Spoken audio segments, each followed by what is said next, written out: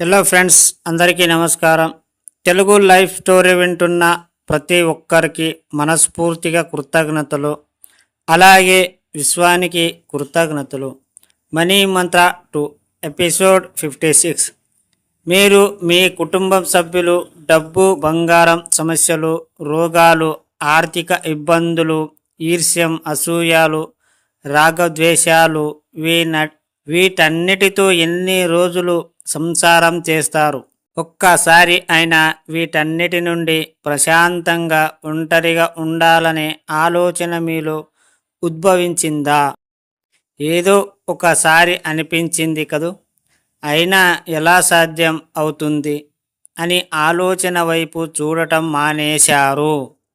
కానీ ఒక్కసారి ప్రయత్నించి చూడండి. ఒక వారం రోజులు ఏది పట్టించుకోకండి. అన్నీ వాటంతటవే జరిగిపోతాయి. మనమే కావాలని అన్నీ మనమే చేస్తున్నట్లు ఫీల్ అవుతాం. ఇప్పుడు అర్థమయ్యిందా? మీరేమి చెయ్యకుండా కూడా అన్నీ అవుతాయని. ఇక నుండి అన్నీ చేస్తూ చూస్తూ సాక్షిగా మిగిలిపోండి. ఎప్పుడైతే మీరు సాక్షిగా గమనిస్తూ ఉంటారో పదార్థంలో మీరుండారు. పదార్థం బయటే ఉంటారు, కావున మీకేమీ అంటదు. ఇప్పుడు మీ కుటుంబం సభ్యులపైన, ప్రేమ పైన చెప్పినవన్నీ మీకేమీ వర్తించకుండా మీరు ఒంటరిగా నిలిచిపోతారు. ఇంతకు ముందున్న సమస్యలు కూడా మిమ్మల్ని ఏమీ బాధించవు. ఎందుకంటే ఇంతకు ముందు మీరు సమస్యలు ఇరుక్కుని ఉన్నారు. ఇప్పుడు బయటి నుండి సాక్షిగా మాత్రమే మిగిలారు. అర్థమయ్యింది అనుకుంటా. మీరు వేరు, ప్రపంచం వేరు.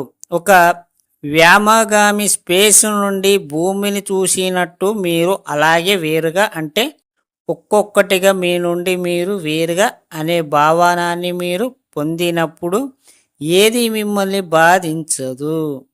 ఇక నుండి పనికిరాని విషయాల జోలికి పోకుండా మీరు ఒక మౌనిలా సాక్షిగా ఉంటూ మీకంటూ ఒక క్రొత్త ప్రపంచాన్ని సృష్టించుకోండి.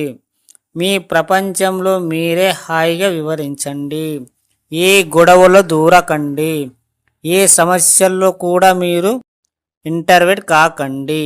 చూసుకునే వాళ్ళు ప్రతి ఒక్కరు ఉంటారు. మీరు పోతే కానీ అక్కడ ఏది ఆగిపోదు.